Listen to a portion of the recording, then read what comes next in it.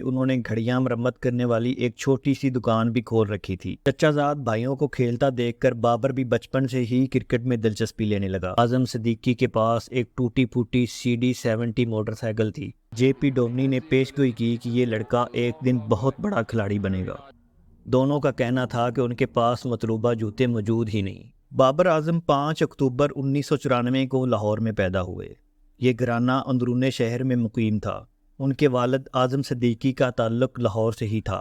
وہ ایک سرکاری ادارے میں پڑھاتے تھے۔ کم تنخواہ ہونے کی وجہ سے انہوں نے گھڑیاں مرمت کرنے والی ایک چھوٹی سی دکان بھی کھول رکھی تھی۔ یوں ضروری گھریلو اخراجات پورے کرنے لگے، مگر کوئی زائد خرچ آ جاتا تو پھر پریشانی کا سامنا کرنا پڑتا۔ بہرحال گھرانہ صبر و شکر کی زندگی گزار رہا تھا۔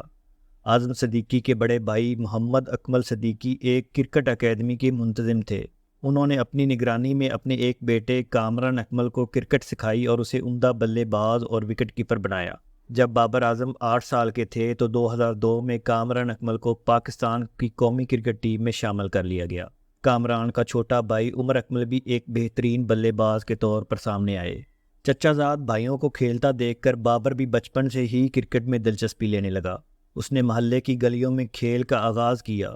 بابر نے ہر قیمت پر بہترین بلے باز بننے کا تہیہ کر لیا تھا تاکہ وہ اپنے اور اپنے والدین کے خوابوں کو پایہ تکمیل تک پہنچا سکے۔ تاہم اس خواب کی تکمیل میں پیسوں کی کمی آڑے آ گئی۔ دراصل بابر والدین کا دوسرا بیٹا ہے، اور جب اس نے 2004 سے باقاعدہ کرکٹ کھیلنے کا آغاز کیا تو اس کے 2 بھائی اور ایک بہن دنیا میں آ چکے تھے۔ یوں 6 افراد والے گھرانے کے اخراجات بڑھ گئے، حتیٰ کہ اتنی رقم نہ ہوتی کہ بابر کے لیے اچھی قسم کا بلہ اور گیند خریدا جا سکے۔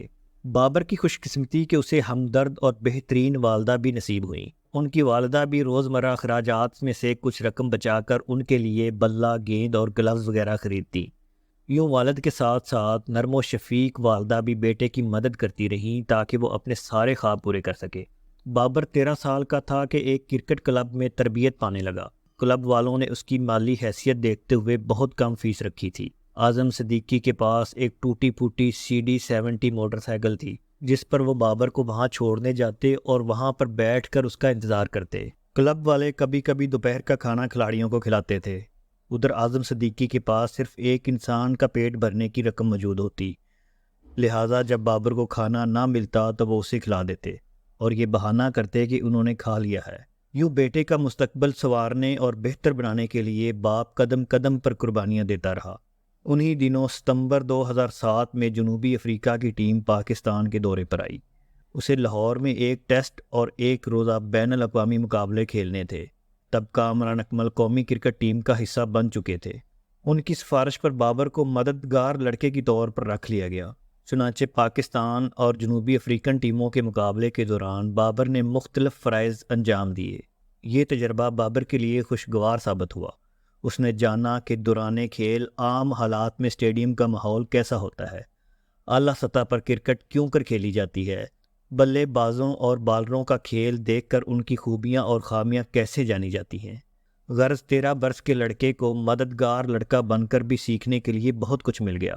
جب پاکستانی اور جنوبی افریقن کھلاڑی نیٹ پریکٹس کرتے تو بابر انہیں کھیلتے ہوئے بغور دیکھتے۔ جنوبی افریقن ٹیم میں ان کا پسندیدہ بلے باز AB ڈیویلیئر بھی شامل تھا۔ بابر ان کے کھیلنے کی تکنیک کو غور سے دیکھتا۔ یوں وہ مشاہدے کی اپنی قوت سے بھی کرکٹ کے اسرار و رموز جاننے کی کوشش کرتا۔ ایک بار بابر نے باؤنڈری پر جنوبی افریقن کھلاڑی کا مارا چھکا کیچ کر لیا۔ اس نے جس مہارت و آسانی سے کیچ پکڑا، اسے دیکھ کر ایک جنوبی افریقن کھلاڑی JP ڈومنی نے پیش گوئی کی کہ یہ لڑکا ایک دن بہت بڑا کھلاڑی بنے گا۔ اسے یقیناً خبر نہ تھی کہ یہ پیشین گوئی ایک دن زبردست طریقے سے پوری ہو کر رہے گی۔ بابر بڑی محنت سے کرکٹ کھیلتا رہا۔ مسلسل مشق کے بدولت اس کا کھیل بہتر ہونے لگا۔ اب لاہور کے مشہور کرکٹ کلب اسے اپنی ٹیم میں شامل کرنے کی تگ و دو کرنے لگے۔ اپنے شاندار کھیل کی بدولت وہ پاکستان کرکٹ بورڈ سے وابستہ ان لوگوں کی نظروں میں بھی آ گئے جو ابھرتے ہوئے کھلاڑیوں کی تلاش میں رہتے تھے۔ لہٰذا 2007 میں پاکستان کرکٹ بورڈ کے زیر اہتمام کھیلے جانے والی انڈر 15 ٹرائلز کرکٹ کے مقابلوں میں اسے بھی شامل کر لیا گیا۔ ان مقابلوں میں کھیل کے مطلوبہ جوتے پہن کر ہی کھلاڑی شریک ہو سکتے تھے، جو جوتے خاصے مہنگے تھے۔ اس لیے اعظم صدیقی نے کوشش کی کہ ان کا کوئی بھتیجا کامران اکمل یا عمر اکمل اپنے کرکٹ کے جوتے بابر کو ادھار دے ڈالے۔ کہتے ہیں کہ دونوں بھتیجوں نے انکار کر دیا۔ دونوں کا کہنا تھا کہ ان کے پاس مطلوبہ جوتے موجود ہی نہیں۔ ٹرائلز کرکٹ کے مقابلوں میں بھی بابر نے عمدہ کارکردگی دکھائی۔ اپنے معیاری کھیل کی بدولت وہ ان سرکاری اداروں کی کرکٹ ٹیموں کے سلیکٹروں کی نگاہوں میں آ گیا جو نوجوان بلے بازوں کو کھوجتے رہتے تھے۔ اب زیادہ اعلیٰ کرکٹ کھیلنے کے لیے بابر کو کرکٹ کٹ درکار تھی۔ کرکٹ کٹ میں بلہ، گلوز، بیٹنگ پیڈ اور دیگر ضروری سامان شامل تھے، مگر یہ کرکٹ کٹ ہزاروں روپے میں آتی تھی اور یہ بابر کے اہل خانہ کے لیے بھاری رقم تھی۔ والد کی دکان سے تو جو آمدن ہوتی وہ گھریلو اخراجات پورے کرنے میں صرف ہو جاتی، تاہم بابر کی والدہ ایک سمجھدار گھریلو خاتون تھیں۔ وہ اخراجات میں سے کچھ رقم بچا کر محفوظ کر لیتی تھی۔ یہی رقم بابر کی کرکٹ کٹ خریدنے میں کام آئی، مگر یہ رقم کم تھی، اس لیے والدہ نے کچھ زیور بھی فروخت کر دیا۔ اس طرح بابر کی کرکٹ کھیلنے کا بندوبست ہوا۔ کرکٹ کٹ پا کر بابر کا کھیل مزید نکھر گیا۔ وہ اب بآسانی فرسٹ کلاس کرکٹ کھیل سکتا تھا۔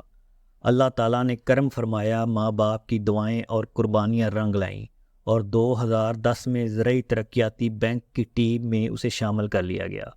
یوں صرف 16 سال کی عمر میں وہ والدین کا معاشی طور پر بھی سہارا بن گیا۔ اسے بینک کی جانب سے مناسب تنخواہ ملنے لگی۔ اب وہ اپنے اخراجات برداشت کرنے کے قابل ہو گیا۔ فرسٹ کلاس کرکٹ میں عمدہ کھیل کے باعث مئی 2015 میں بابر کو پاکستان کی ایک روزہ ٹیم میں شامل کر لیا گیا۔ بابر نے پہلا ایک روزہ میچ زمبابوے کی ٹیم کے خلاف کھیلا۔ اس نے صرف 60 گیندوں میں 54 رن بنائے۔ اس طرح بابر نے پہلے ہی میچ میں 50 دے ماری۔ شاندار بلے بازی کی بدولت بابر ایک روزہ کرکٹ ٹیم کا مستقل رکن بن گیا۔ اس نے آنے والے مقابلوں میں ملی جلی کارکردگی دکھائی۔ 2016 میں ویسٹ انڈین کرکٹ ٹیم نے پاکستان کا دورہ کیا۔ اس نے 3 ایک روزہ مقابلے پاکستان کے خلاف کھیلے۔ بابر نے تینوں میچوں میں 3 متواتر سینچریاں بنا کر نیا ریکارڈ قائم کر دیا۔ اس نے تینوں میچوں میں 360 رن بنائے۔